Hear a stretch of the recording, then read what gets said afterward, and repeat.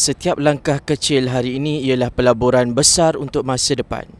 Jangan tunggu sempurna baru bermula.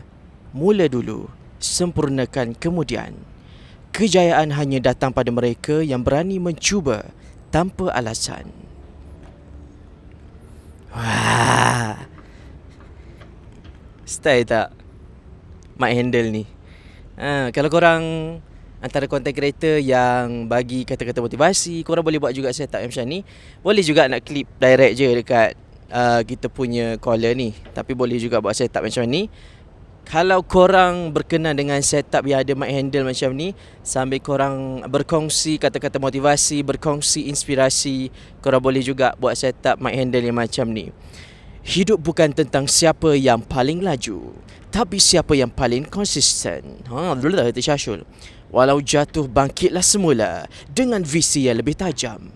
Momentum kejayaan bermula dengan satu keputusan untuk tidak berputus asa. Macam buat VO pula.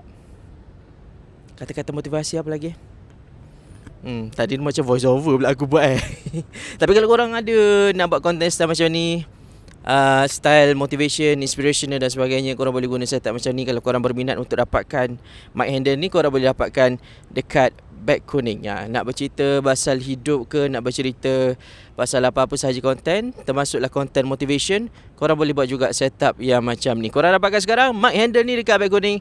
Harga memang mind blowing. Korang boleh check je berapa korang dapat dekat beg kuning.